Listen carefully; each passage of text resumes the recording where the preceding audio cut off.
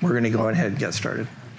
So we've got a really interesting session for you today. I think it's going to be one of the most interesting sessions you're going to see at all of Cisco Live this week, AI/ML for network engineers. So we've got 3 presenters today that are going to go through the session. And I just hit the wrong button. Don't panic. Don't panic. I hit the wrong button on the control. I hit the wrong button because it's not my normal control. So I put a picture of a rocket on here because A, I'm really into rockets and high-performance aircraft. B, we have a lot of content in the session we're going to go through. So I put a hashtag on here called high bit rate because we're going to go through things pretty rapidly. Obligatory Cisco WebEx app slide. You're going to see this in every presentation this week. Basically what this means is we have a WebEx room open that you can interact with us all week long for questions or additional input. So the agenda. I assume everybody's probably seen the agenda, otherwise you probably wouldn't be here in the session, but this is what we're going to go through. I'm going to cover the first part, kind of an introduction to where we are and how we got here in AI and ML. Patrick's going to do a session. We're going to hope that we can get the demo working by the time the session is up, because that's really what we spent the last 15 minutes fiddling around with, around some really cool stuff that we're doing with open source LLMs, and specifically taking open source LLMs and splitting them out across multiple machines using Ollama and some other tools that we have. And then Prapanch is going to come up and talk to us a lot about how we develop for large language models, specifically in the context of networking. So, and then we're going to wrap up. So myself and Patrick from Canada. Do we have an accent to you? Do I have an accent to you? Yeah, I have a Canadian accent. So Patrick will also have a Canadian accent. And then Prapanch hails from India. So that is 3 of us. So just remember the rocket ship. We got a lot of stuff to go through. So just by way of introduction for myself, my name is Dave Zaks. I'm a distinguished engineer with Cisco. Been with Cisco 25 years as of last month. So in Cisco, we say we live in dog years. So if you're a little dog, that's 5 years per year. If you're a big dog, that's 7 years per year. So on that basis, I've been with Cisco anywhere from 125 to 175 years. So far, and I'm starting to get the receding airline and growing stomach to prove it. You can see some of the stuff in the bottom of the slide that I really care about, things like flexible networks, fabric networks, AI assurance. These are the things that I've focused on across my career inside Cisco. I'm joined today by my friends Patrick and Prapanch. The nice thing about going first is you actually get to introduce your co-presenters, so you can kind of say whatever you want about them. I'll describe Patrick as one of our compute superstars. In Canada and around the world, he runs our field feedback teams. He's a system engineer, what we call a technical solution architect. He leads our field feedback teams in the area of compute. So taking information from folks like yourself, feeding it back into our product development teams is a big part of what he does. And then also Prapanch. So Prapanch comes from TAC. He is an expert in cybersecurity. And I'd say over the last 2 years, Prapanch has really started to get into the stuff around AI and specifically how we apply AI in the realm of serviceability. So just a little bit about ourselves. So I'm going to put up an assertion to start the presentation, is that rapid change doesn't come in normal times. When we are dealing with technology, we deal with technology inflection points. And the inflection point is really where everything changes in technology. The reality is we've been dealing with these inflection points for a long time. When the internet first started off, there's a lot of parallels between how the internet started and grew and what we're seeing now with machine learning and AI. The first 4 nodes that were put on the internet were put on in late 1969 on the ARPANET, and then it kind of percolated along and grew slowly for about 20, 25 years in academia, connecting a few more sites and growing very slowly. But then it hit an inflection point. And the inflection point really for the internet was web browser. How many people remember NCSA Mosaic? Use that? Yeah? Old timers in the room? I remember this web browser. It's the first time. The interesting thing about this is this democratized access to the internet. Right? Suddenly you didn't have to be an expert that would know all these protocols like Gopher and FTP and all these strange things. You could just click on things. Bring up a web browser, see something, click on it. You didn't really have to understand how it worked in the background.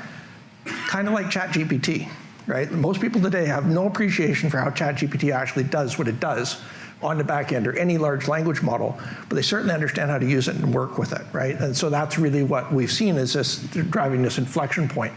The reality is we've driven with these inflection points for years, across internet, across mobile, across cloud, and most recently across numerous forms of AI. Everything from narrow AI, which we've actually been doing for years, up to broad AI, and ultimately what the industry is working towards is artificial general intelligence, or AGI. So we've seen these inflection points for many years. But one of the things we can think about is, well, what's encompassed under that term, artificial intelligence? Because AI gets thrown around everywhere these days. You know, we sprinkle AI fairy dust over top of everything to kind of make it better. But inside that, what you're seeing is there's various components. So first of all, there's machine learning. So really the foundation of machine learning is that you don't create an algorithm to process the data. You learn from the data, and the data informs what the algorithm is going to do, right? So that's really the concept of learning from the data or working with these large data sets. Within that, we have the concept of deep learning, and within that, language models and generative AI. And you notice I haven't labeled that as large language models, because as much as we deal with LLMs, larger language models, multi-billion parameter, even trillion parameter models, the fact is there's a whole plethora of language models that are coming out now. So how many people have seen the stuff Apple's been doing with artificial, putting AI on the phone? Like taking Apple Intelligence stuff, baking it down into iOS and putting it on the phone. That is an instantiation of a small language model, where you're taking a language model typically that's less than 1 billion parameters, small enough that it can be instantiated and run on a device with limited resources, right? So these language models are ranging across a gamut of sizes. And of course, we've all seen the things that these large language models can do, everything from text processing to graphical processing, even creating full motion video, right? But one of the things we can ask ourselves is, why is this happening now? Why wasn't this happening 5 or 10 years ago? Why isn't it happening 2 or 3 years from now? To me, that really comes down to one word, which is scale, right? This is really what we've achieved. If you take a look at Geoffrey Hinton here, he's largely considered the godfather of deep learning. He actually just won a Nobel Prize for this.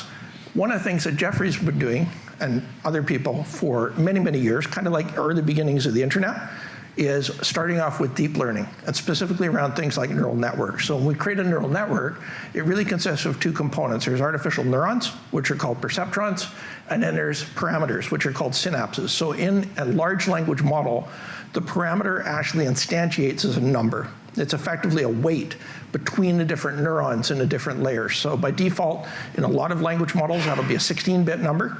So for example, you might see a 3 billion parameter model that would actually instantiate out as approximately a 6 gigabyte file. But you can also do what's called quantizing the model, where you can take that down from a 16-bit value to an 8-bit, 4-bit, or even 2-bit value. So obviously you get less accuracy as you make the number smaller, but it shrinks the size of the model and makes it a lot more practical to run it on different devices. So you don't need a huge NVIDIA Blackwell GPU to run it on. Maybe you can even run it locally on a CPU, which is one of the things we're going to be showing. You can actually take these language models today and run them on something as small as Raspberry Pi. That's what I do in my home lab. I have Raspberry Pis. I have just standard PCs that don't have GPUs in them. I also convinced my wife to let me buy a gaming PC for home. Not because I want to play games, I'm not a gamer, but I put an RTX 4090 NVIDIA GPU in it specifically because I want to do AI processing. So that's one of the machines we're going to access today and show you today. So advances in silicon is the other thing that's really driven scale here, what we've seen with the advances in GPUs. So GPUs are an interesting topic because they weren't actually created to do AI. They were created to do gaming. But fact is, they are massively parallelized compute engines that are very, very good at doing things like matrix manipulation and matrix multiplication, which turns out is exactly what you need in terms of hardware acceleration for AI. And that's really why NVIDIA, in a nutshell, is now one of the largest corporations in the world, a $3 trillion corporation. That's really fundamentally comes down to that. So the other thing that was the real trigger for this was this paper that was published in 2017 by a number of researchers at University of Chicago, or pardon me, University of Toronto, not University of Chicago. A number of researchers at University of Toronto and Google. And this paper, called Attention is All You Need, it was basically the foundation for what's called the transformer architecture. When you are interacting with ChatGPT today, you're working with a transformer model. So fundamentally, in a nutshell, how transformers work, or how this attention mechanism works, is as follows. If I put up a sentence like, I swam across the river to get to the other bank, as a human being, you immediately interpret bank in this context as meaning river bank, not a bank where you put your money. We instinctively respond that way. This is effectively what attention mechanisms do. Attention mechanisms have a context window. So this allows us to move beyond a syntactical understanding of English or any language to a contextual understanding. We're taking a look at the words in the context of other words. And one of the things we've seen with these large language models as they've been evolving is the context windows are getting bigger and bigger and bigger. Initially, they might have been maybe 2K words, and then 4K, and then 8K. Some of the context windows now are up to 128K words. If you think about 128K words or tokens, effectively a token is a word or a portion of a word. That gives us you can basically get many, many pages of text into here. And we actually are showcasing that in a session we're doing on Wednesday, where hopefully we're not gonna have all these AV problems again, where in that session, we're doing a session called on retrieval augmented generation, basically being able to take your own documents, your own private information, load that into a large language model, and then chat with them. We're even showcasing that, for example, chatting with packet captures. You can do a PCAP capture, load it up into a large language model, and then literally chat with your packet stream. So that's effectively what we're doing here, is going from a syntactical understanding of English or any language to a contextual understanding. That's effectively what large language models do. Now, these models come in various different sizes, closed source and open source. So closed source models are typically commercialized models, but there is many, many, many open source models now. And this is really kind of the revolution that Meta started by open sourcing some of their models, but now there's just literally, if you go into a site like Hugging Face that Patrick's gonna talk about a little bit later, there are thousands of models on Hugging Face that you can download and play with.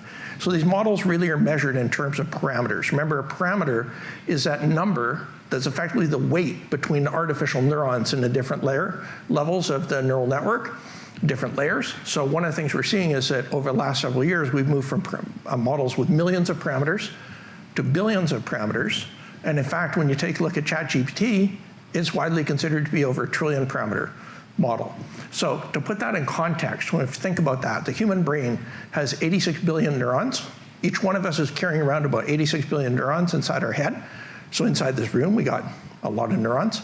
But there's over 100 trillion synaptic connections. So in other words, inside our skulls, we are carrying over 100 trillion parameter model. So the large language models aren't at the scale of the human brain yet, but they're getting there. They're rapidly approaching it. And we're seeing that, these huge AI training farms get built out, and these language models are getting larger and larger all the time. So what I tried to do there was just put a bit of context around where we are in AI, right?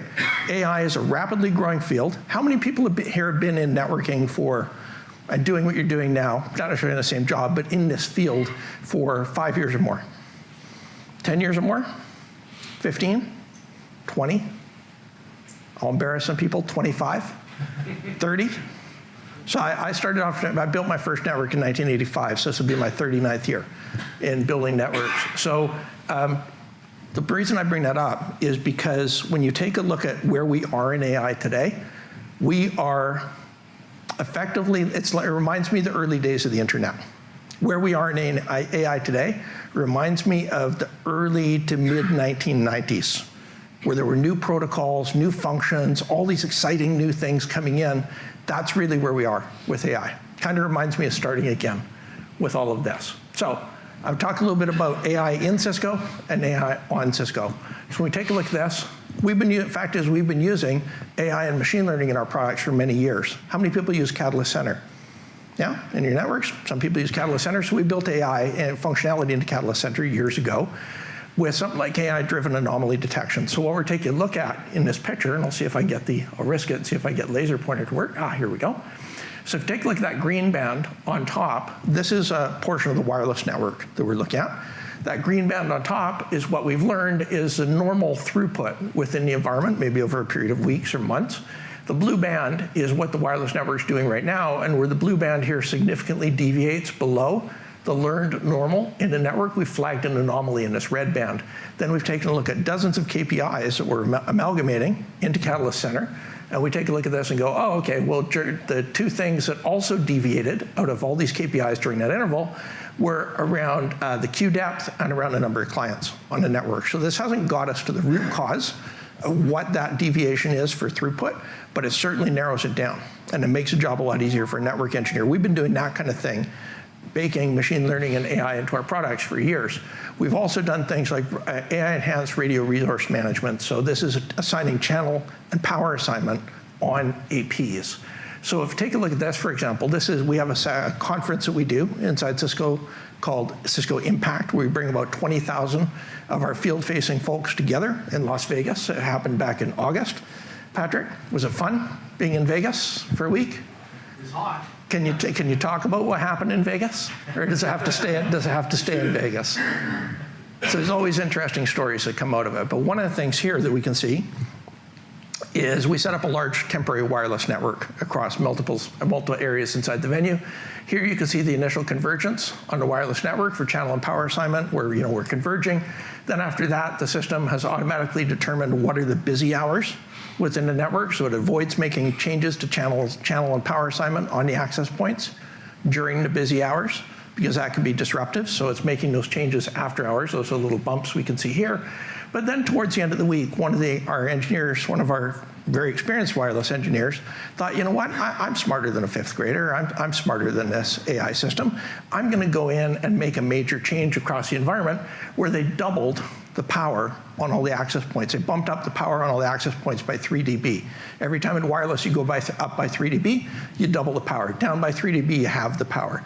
So basically they boosted the wireless power. Now naively, you might look at that and go, hey, the coverage should be better, right? Well, it actually got worse, because when we boost the power, we get a lot more co-channel interference between all the APs. So when he made that change, it actually got worse across a venue. So that proves the AI system in this context is smarter than a very experienced wireless engineer. Why? Not because it's smarter, it has access to more data. It has access to data from thousands of access points, so it can make the most appropriate determination on how to configure them. What did the AI do? What's that? What did the AI do? What did the AI do? Yeah. In this case, it automatically recorrected it. So when it bumped up by 3 dB, the next cycle it went through, it pulled it down by 3 dB. So in this case, the AI system auto-corrected it, but I just thought it was very interesting that you take a look at this, and as humans, we always think we know better than AI systems, but we may not, because we don't have access to all the data that they do. One thing that AI systems are very good at is crunching huge amounts of data in real time.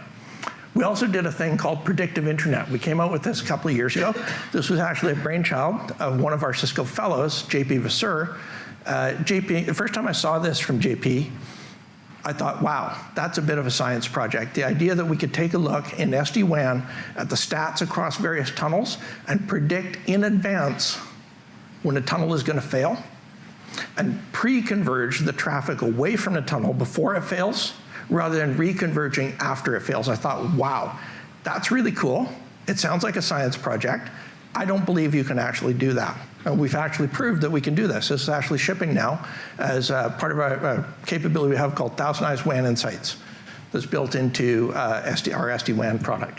So basically what we're doing here is we're taking a look at data and making predictions about behavior in the network before that happens, and actually giving you the option to take action on those predictions. Pretty cool capability. Of course, we're also using AI for writing policies and things like devices and firewalls. And we're seeing a lot of this with Splunk now. So everybody knows that we've acquired Splunk. One of the things you're seeing with Splunk is that they have various pieces that are built into Splunk to allow you to write apps on top of it, leveraging the data that's coming from your devices, coming from your network, coming from your hosts, but you don't have to create that whole infrastructure yourself. So for example, if you want to go and write things like with TensorFlow or PyTorch, Python, with this, you can leverage tools that are built into Splunk to do that. Right, they have a capability called Machine Learning Toolkit and DSDL. So that is the briefest overview you'll probably ever see of what Cisco's doing with AI. The fact is we're baking AI into all our products. I've just highlighted a few of those there. What I want to do is I want to switch over before I hand over to Patrick and talk a little bit about what we're doing for building networks for AI systems. So when we take a look at this, one of the things that gets me very excited is not just a full technology stack, but one of the things that I've always done is focus down here at the bottom of the technology stack. All the things that we're doing with silicon, spent years working with our silicon development teams. There's some very, very interesting and foundational things that we're able to do in silicon that allow us to support and better provide AI systems in the environment, whether they're using AI that for training an AI system, or whether they're using this for driving inference with an AI system.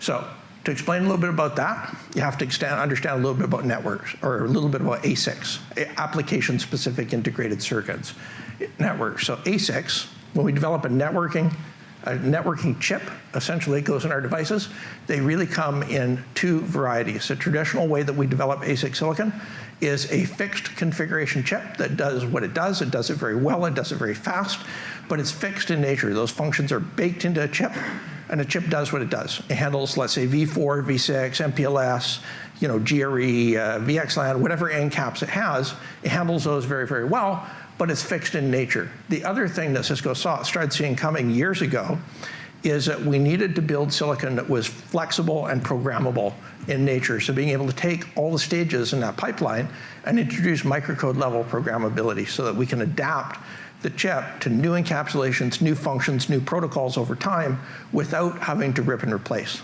the device. How many people here, when you put a switch or a router into your network, how many people keep it for 5 years in your environment? Okay, how many people keep it for less than 5 years? Okay, we love you.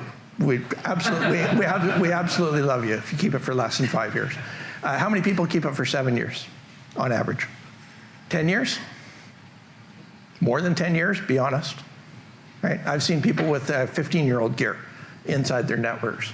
So basically what we're doing here by introducing a concept of programmable pipeline is making it so you can implement the device and then reprogram it over time to handle new functions and encapsulations at high performance. So if you take a look at, for example, in our data center, if you take a look at our cloud scale ASIC, that's an example of a very high performance fixed ASIC. If you take a look at Silicon One, which is where a lot of our development is focused now, that is a high performance programmable ASIC.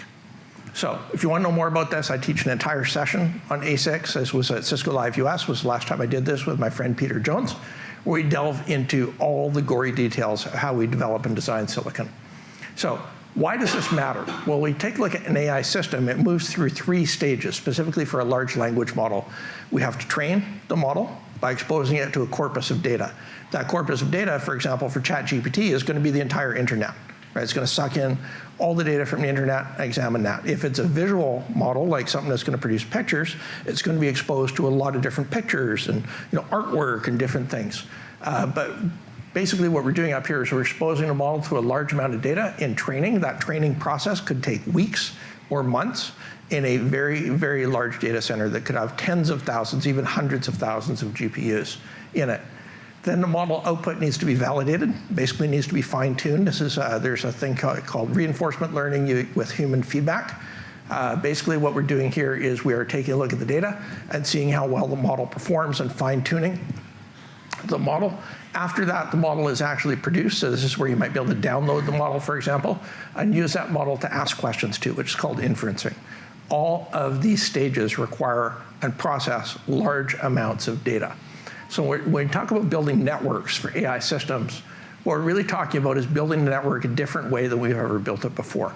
We need everything that you know about building data center networks. How many people in here are tasked with building networks for data centers? Yeah? So you're used to things like spine leaf architectures, that kind of stuff. That's all the front end portion of the network. And that remains as it is now. On the back end, we're building a back end scale out network. Specifically what this is for back here is interconnecting the GPUs. Because the data patterns between the GPUs and the data center when you're training a model are very different than the data patterns that you're going to see anywhere else. Specifically what we're doing here is we're using a technology called RDMA, remote direct memory access. Is basically what we're doing is moving large amounts of data very, very quickly from the memory on one server to the memory on another server. This could be done using Ethernet or InfiniBand. We typically focus on Ethernet as a technology because we believe in open standards, and Ethernet is an open standard device. What we're doing here is using a protocol called RoCE, RDMA over converged Ethernet. Specifically, we're using version 2 of RoCE because version 2 is routable. Version 1 was not routable, it was layer 2 only. So effectively what we're doing here is taking a look, well, why does the network even matter when you're training an AI/ML model? And fundamentally, it comes down to this. We're going to execute instructions on GPUs to train the model. But we're not going to execute that on just one GPU. We're going to execute that on many, many GPUs, hundreds, thousands, tens of thousands of GPUs in a data center. Then this has to run through many, many, many stages, has to run through the data many, many, many times to train the model. At each stage, we do a thing called an all-to-all collective, where each GPU, as it's processed its portion of the data set, needs to exchange that data with every other GPU. This is a massive flood of information over here, and we require all the GPUs to synchronize at the end of a stage. This can saturate network links. This can saturate even 100 gigabit, 400 gigabit, 800 gigabit network links can be saturated with this type of traffic. And if we drop any packets in this environment and have to retransmit, if even one GPU is not synchronized, all the other GPUs have to wait for that one to synchronize. So we basically want to create a lossless network here. This is what's called a barrier operation that really slows us down. So we have this capability that's built into our devices today called DCQCN, one of my favorite acronyms, Data Center Quantized Congestion Notification. Basically what we're doing here is we're leveraging two functions, IPECN and explicit congestion notification and priority flow control, PFC. By the way, am I talking too fast? Should have asked that earlier. Am I talking too fast? Yes. Okay, because I can speed up from this, but I can't really slow down. This is kind of the minimum speed. Plus, I'm trying to make up for the fact that we had 15 minutes of AV problems, so I'm trying to make sure that we I got a quick question. yeah, absolutely. Questions? Examples for a train a model. What would be a model? Okay, so the question is, because I'm just going to ask it again, just because not everybody can hear from the front. The question is, and if I get a question wrong, please let me know. But basically, the question is, when we're training a model, what would be an example of a model? So an example would be ChatGPT, right? If we're talking about a cloud-based model. So that model, if you take a look at ChatGPT 4.0, that is widely considered to be a trillion parameter plus model. Remember, parameters are the interconnections or the weights between the artificial neurons. It's a very, very complex model.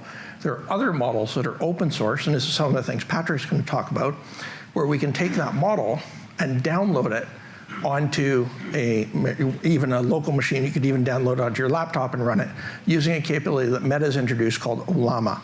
And some of those models could be as small as 1 billion parameters, 3 billion parameters. So for example, if you took a 3 billion parameter model, like Llama 3.1 or Llama 3.2, which are kind of the latest versions they've come out with, that might be a 3 billion parameter model. That might be 4-bit quantized, which means that originally it was 16 bits per parameter, but it's been quantized down to 4 bits per parameter. So in that case, a 3 billion parameter model would come to you as about a 1.5 gigabyte file you would download. And you would need at least that amount of memory in your machine to run it. Whether that memory is high performance memory that's on a GPU, or whether that more memory is just DRAM on a CPU. Obviously, there's going to be a performance difference. It's going to be a lot better if you're running that model on a GPU than on a CPU. And we're going to show that, right? When Prapanch is going to remote into one of my machines at home, and we'll show the performance that you can get out of it. Does that make sense? Okay. I can talk a lot more about models. If you want to know more, just come up and we'll chat later. So, pardon me. Rocky version 2 is a protocol that we use in the network for building these models today, especially on the training side. But there's a lot of work inside the networking systems to go beyond this and to build out better networking technology to interconnect the various components of the model. So one of the things that we really want to do here is get perfect load balancing. We basically want to spray the traffic across the data center network in a completely even way. How many people are familiar with how we do load balancing today? So for example, we do like a hash-based load balance today. Hash-based load balancing works really well for things like routing, right? Because there's a lot of variation in packets that are going through a network, so we can hash, the source IP, dest IP, source port, dest port protocol, those 104 bits in an IPv4 header. We can hash those down to a smaller value, like let's say a 4-bit or 8-bit value, and then do load balancing based on that. That's traditionally the way that we do load balancing in networks. That doesn't work very well for these type of workloads, because these workloads are massive data dumps from GPU to GPU, and there's no variation in the headers, right? So this is very challenging to do this with today. So effectively what we've done here is we've engineered silicon in our switches. Specifically, we've engineered some of the stuff we're doing in Silicon One to provide the ability to provide much better load balancing in these environments, much higher performance that's needed to keep up with the data rates when we're training these huge models. Take a look at this switch, which you can see down on the show floor. For example, this is a 64-port, 800 gigabit switch. So 51.2 terabits of total performance within this device, right? What we call a 512 radix switch. So we're building very, very large switching elements to build out these back-end data center networks that we're seeing for training these models. The other thing that we're seeing is an evolution in the fabrics that we're using for building these. So going from traditional Ethernet to what I would call enhanced Ethernet. That's what I talked about with the RoCE version 2 and explicit flow control, et cetera. There's a new consortium that's been built that Cisco's participating in called the Ultra Ethernet Consortium. This is essentially defining the next generation of what we're building in Ethernet, specifically for these type of huge high-performance workloads. So if you're interested in that, go out and Google some of the stuff that's happening around Ultra Ethernet. This is a very, very active development area right now. If you want to know more about it, there was a great session that Ramesh and Scott did at Cisco Live back in June in Las Vegas. And these are all available for download. You can download, you can stream all of these sessions.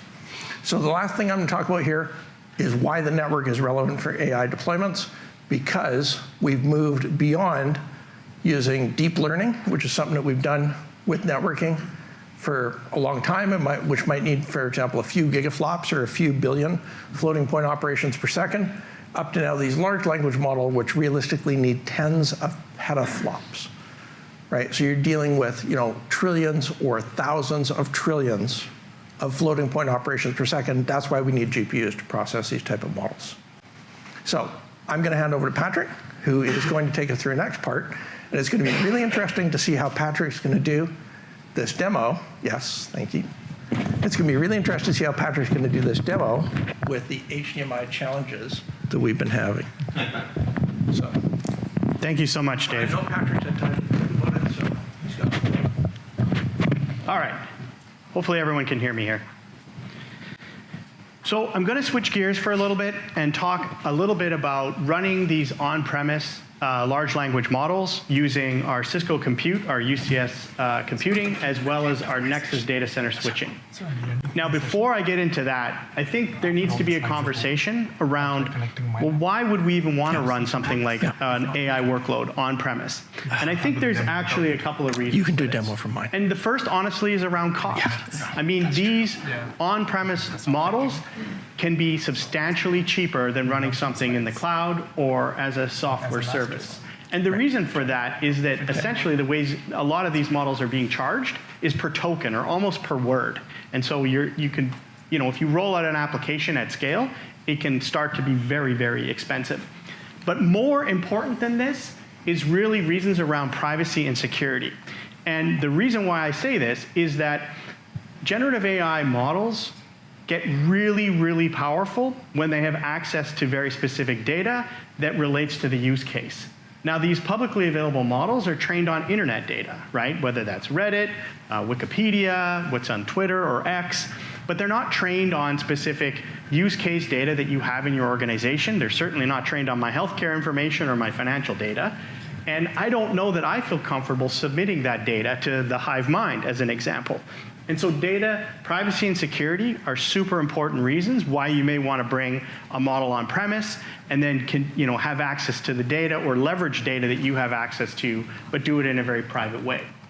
But there's also the concept of a training gap in that many of these public models, even though they have access to doing search or getting information, gathering it up to date, when they were actually foundationally trained, they might have been trained a couple years ago, or they wouldn't have access to very, very up-to-date information.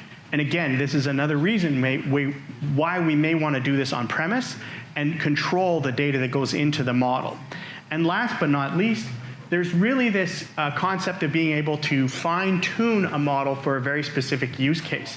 And this is actually not as hard as you would think, but it does require you to kind of put together the use case with the data that you would want to fine tune on with the model. And then of course, again, you may want to run this on premise with access to the actual hardware yourself. So given that we may want to actually run this on premise, well, what is an example of a base model that we could use to actually leverage this? And Meta isn't necessarily the only one out there, but it's a very important one. And it was actually in 2023 that Meta released their first version of Llama. And originally, I think it was intended to be proprietary and commercially available, but the weights and parameters were leaked onto the internet. And Meta decided they were actually going to open source the whole project. And so it is now available for commercial as well as research use. But they have continued to innovate there. And they released Llama 2, Llama 3, 3.1, and even 3.2 was released in September of this year. So we have access to these models on a site called Hugging Face that Dave was mentioning earlier. And there's thousands of different models. So it's not only, Meta Llama, there's Mistral, and a whole pile of thousands of other different models that we can leverage for on-premise use. But now with great power also comes great responsibility.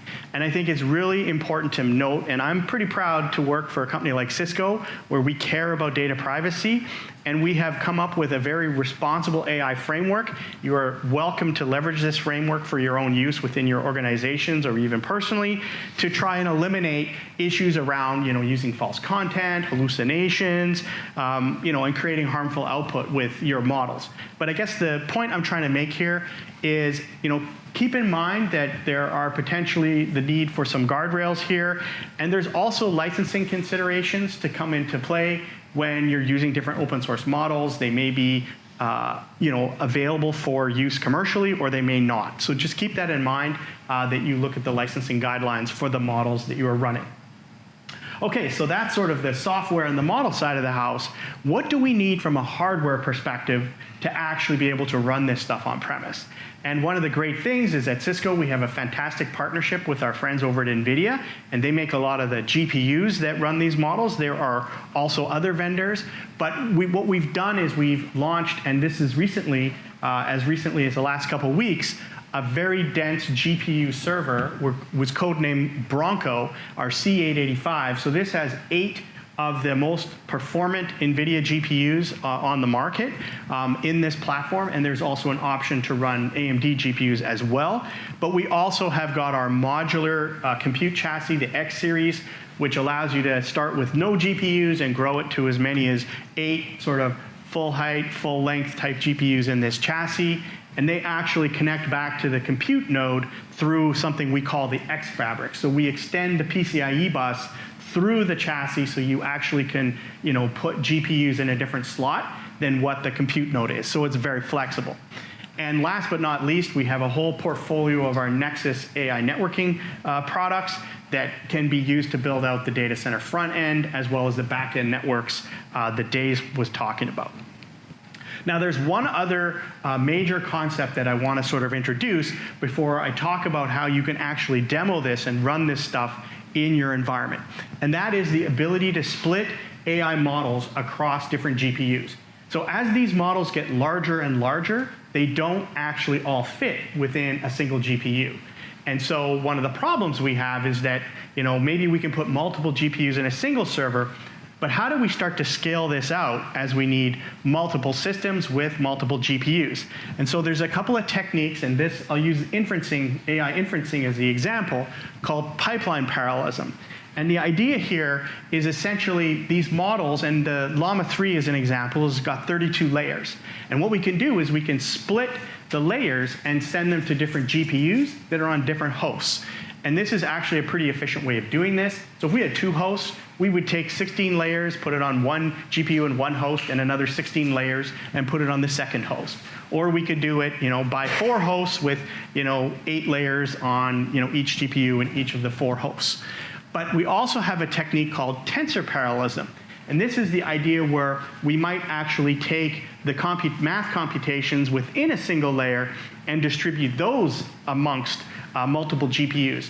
Now, this technically could be moved between different hosts, But because of all the way the math operations have to do synchronizations after each sort of run, that would consume massive amounts of bandwidth, and the network would probably, and the PCIe bus, would become a pretty big bottleneck here.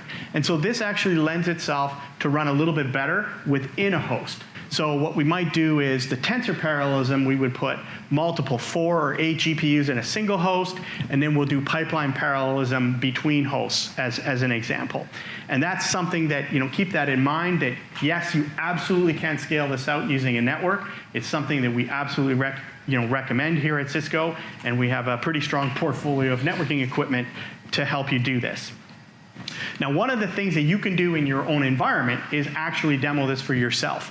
And so on my GitHub, I have an AI toolkit that I have built, and it's all documented all right here, and I'll walk you through sort of the steps that you could use to actually, use pipeline parallelism as well as tensor parallelism to split large models across multiple hosts and multiple GPUs that you have in your environment.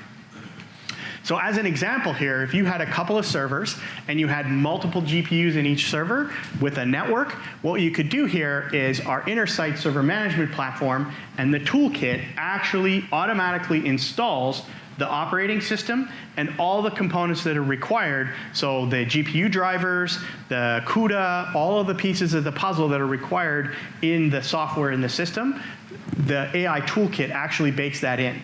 And what you end up with is a stack that looks something like this. Now, the beauty of this is all of this is available in the open source. So Ubuntu is open source operating system. NVIDIA, the GPU drivers, as well as CUDA, those are actually available to you free if you have GPUs. You would also purchase their AI Enterprise, which gives you support for that. We would use a clustering framework. This is an open source clustering framework to run between the systems so that we can cluster the GPUs and even time slice them if we want. And then we'll get our Meta Llama 3 from Hugging Face. We need an LLM server, which essentially gives us the ability to offer out an API to our application developers. And that looks very, very similar to what OpenAI offers with their API. The difference is you're not paying per token or per million tokens as you use the API. And this is, companies like Uber, as an example, are using VLLM as an example.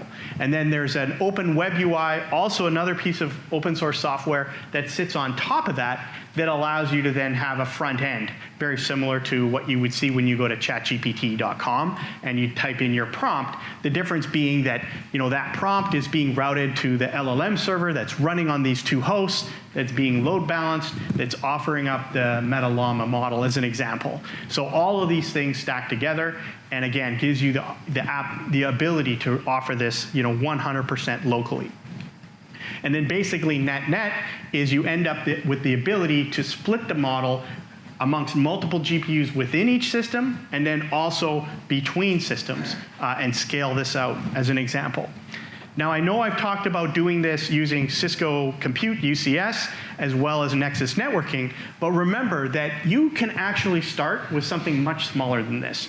So as an example, even if you have a Raspberry Pi, it's not going to be able to run super large models, and it may be a lot more difficult to actually, cut these models up and run them across multiple systems.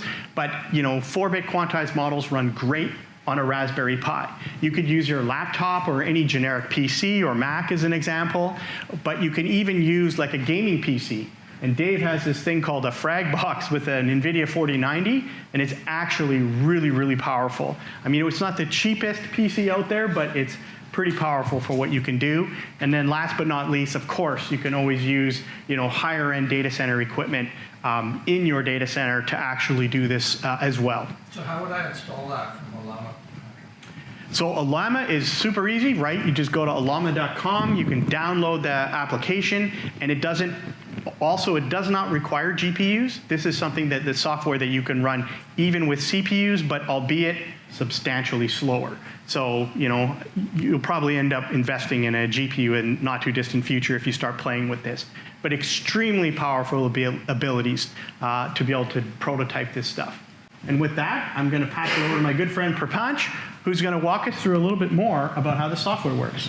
But remember, when you're trying to sell this to your partner, you have to remember to say, I'm not buying it for gaming.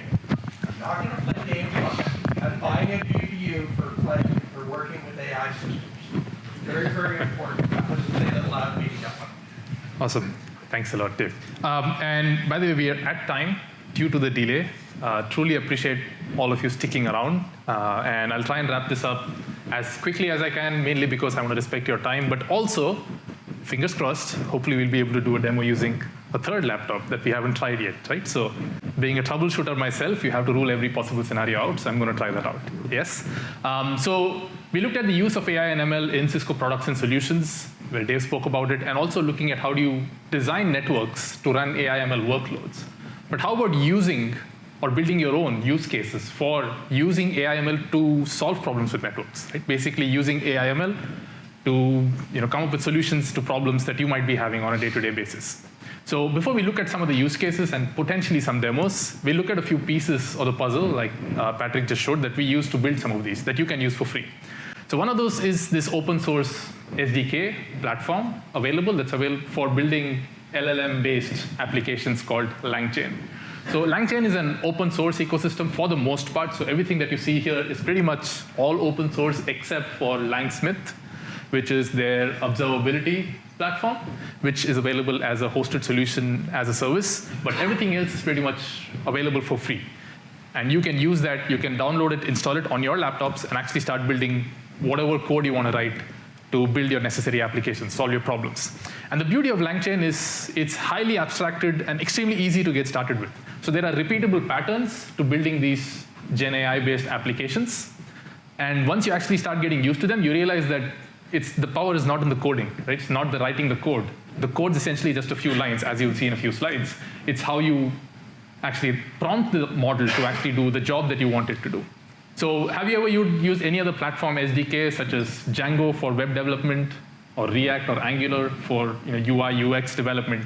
LangChain is pretty much the same, but actually a lot more powerful when it comes to building Gen AI-based applications.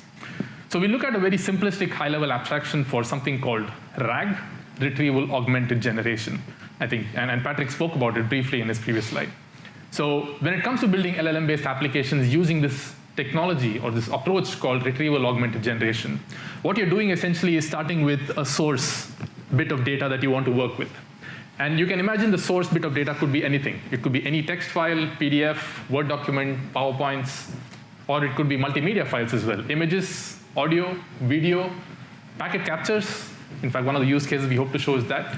Your source could be any of that. And once you have that data, what you're then doing essentially is transforming that data in order to be able to use that with Gen AI applications. So what you're doing first is just loading them and transforming them, essentially chunking them down into manageable bits. For example, let's say you have a 1,000-page PDF, the earning results of a company, which might be extremely large. As opposed to dealing with the entire file, you might break that down by paragraph or by page, and then do something called embedding. And this is where most of the magic happens when it comes to retrieval augmented generation.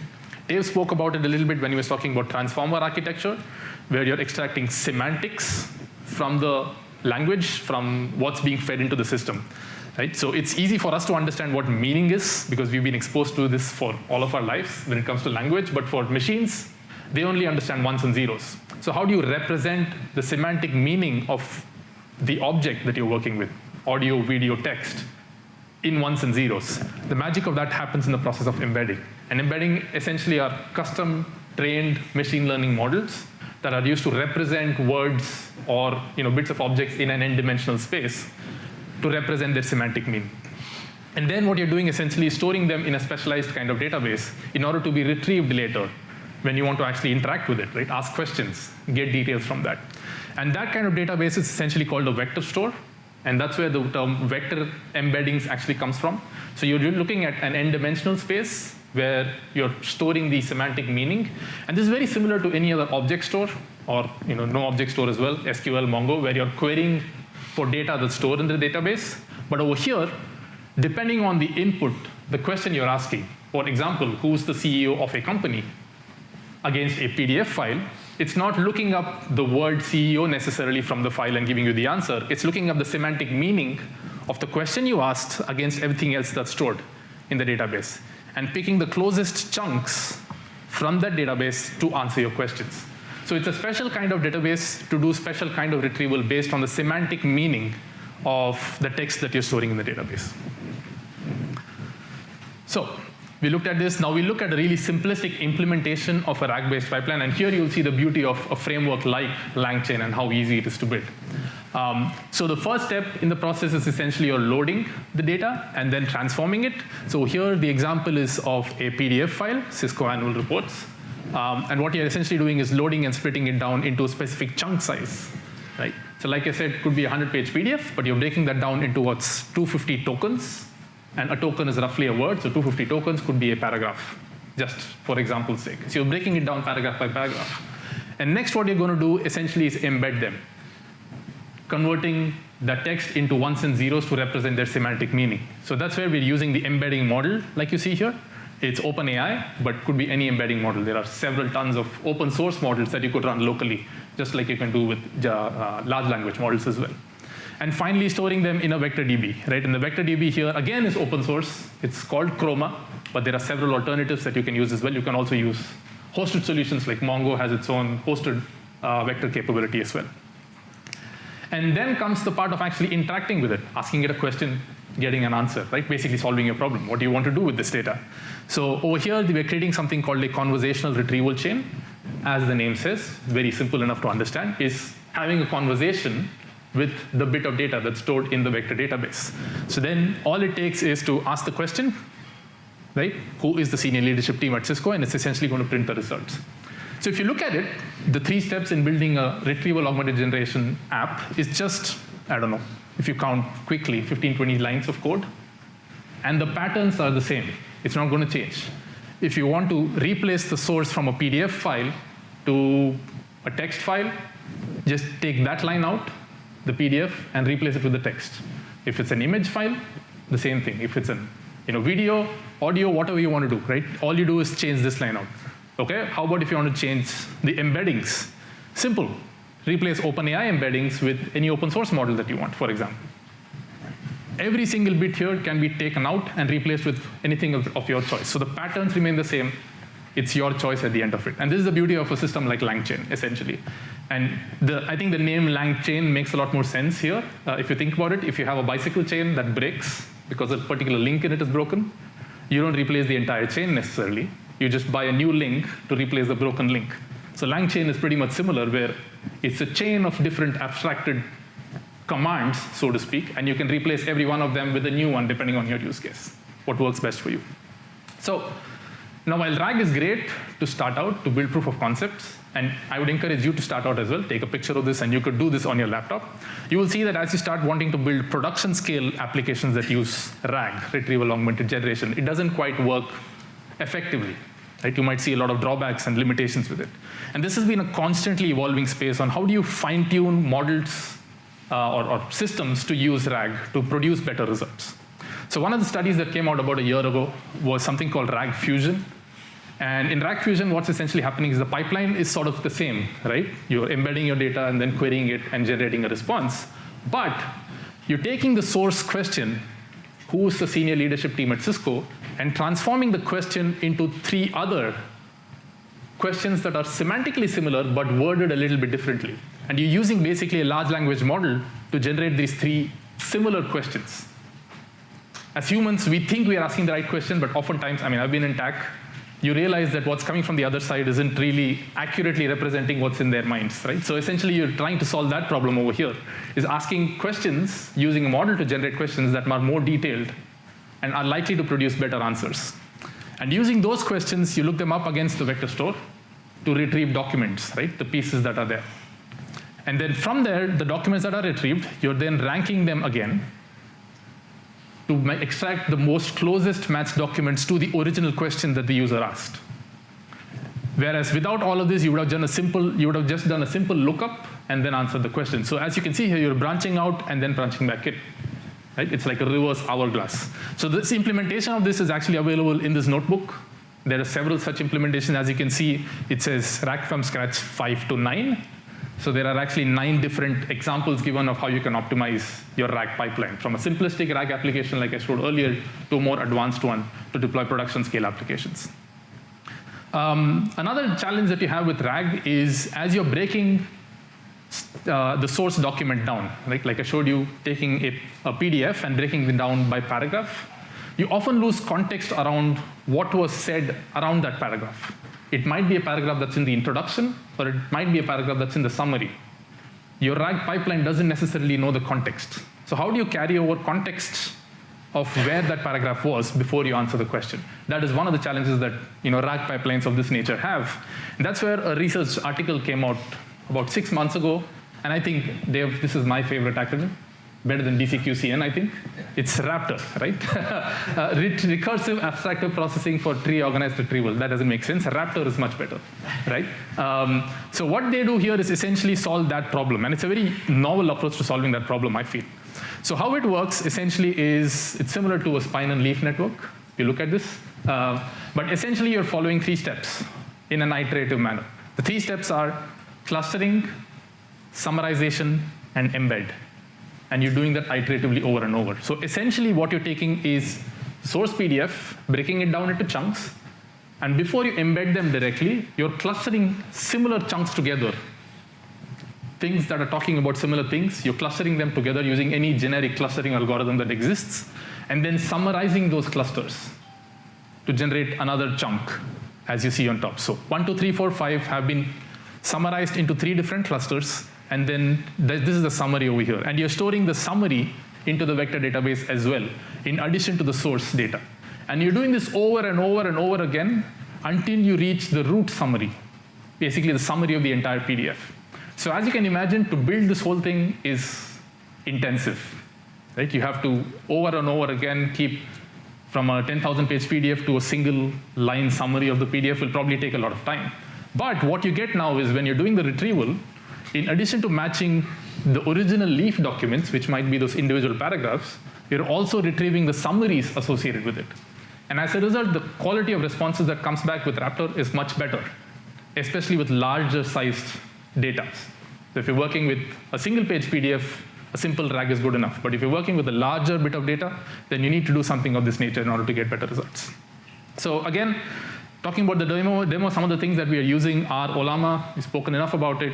OpenWeb UI is the UI interface. If you want to run ChatGPT on your laptop, Ollama plus OpenWeb UI, you can get started with that.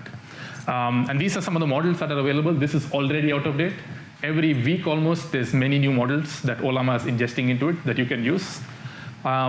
Just brief that there. Can you talk about the parameters of quantization? Yeah. So you can see here the size of, and there are different kinds actually. Some models have different parameter sizes that are available. Llama 3.2, for instance, has a 1 billion and a 3 billion that you can run with Ollama, but they also have bigger size ones like 11 and 90 billion, if I'm not mistaken, that are available. And you can see here, these are quantized versions. So essentially you're taking the 16-bit representation of the weights and breaking them down into 4 bits. So you lose a little bit of precision by doing this, but it gives you the ability to run this on lesser expensive hardware, right? Like on your laptop. And you can see all of this online. So it's available for you to see online and then choose the model of your choice. And the beauty of this is since it's free, you can experiment. Try out Ollama, try out Llama, try out Mistral, try out Phi, whatever you want to choose. And then you go into the process of actually changing. So these are all open source available models. There was a question about fine tuning. Why would you fine tune? So oftentimes you'll see that models that are foundational have a certain skill set, but as you get to smaller size model in terms of the parameters and quantization, they lose precision. So in order to make sure the model actually works for your use case, depending on your use case, you might want to take the base model and train it with additional data.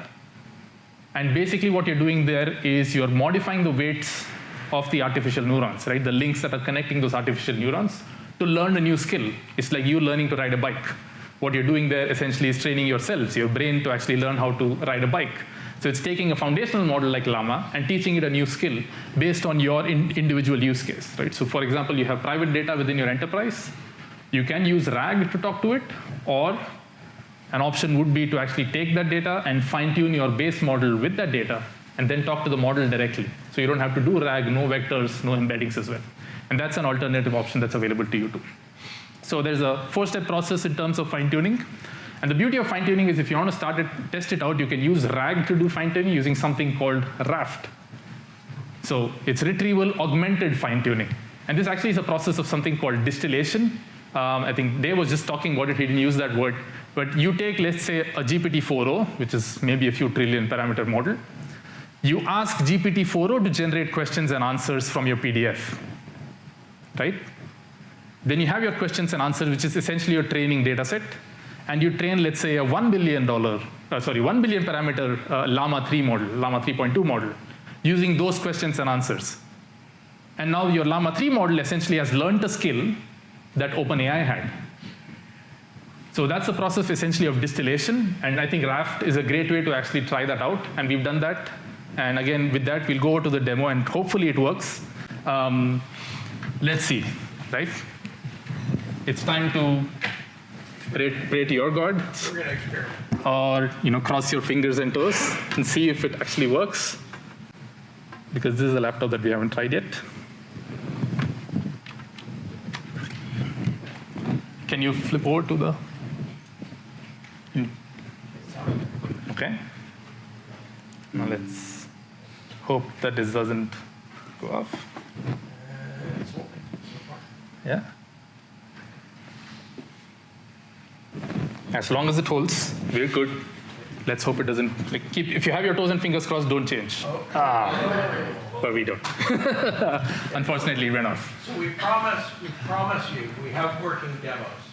And if you want to stick around, you can come up front and we will show you all the demos we've got, because we've got some really cool demos. Unfortunately, they have to be from our laptop and they're having an issue. But if you want to stick around and come up, we'll show them all to you and describe them all to you. An alternative also is we three are presenting together on how you build your own RAG-based application, going a little bit more detail into actually building these stuff and the technical details, and that's on Wednesday. It's Wednesday at 3 p.m. 3 p.m., right? And believe me, after this experience, we are going to absolutely have these demos worked out. We're right now going to that room to test, make sure that this works, right? Yeah. So we're not going to make We sure. actually tested all this in another room earlier today, and it worked perfectly in the other room. It's not like we just showed up here and said, hey, we think it's going to work. We tested all this like 4 hours ago, but it wasn't in this room. So Wednesday, 3 p.m., 2 rooms over, 216. We're going to promise to do these demos and make it up to you. But like Dave said, come on up here and we'll be happy to show all of these demos to you. We appreciate your time, and I know we went 15 minutes over thanks to the 15-minute delay we had. And we will stick around. Yeah, exactly. So we'll be around to answer any questions. And yeah, thank you. Appreciate your time and hope to see you all again soon.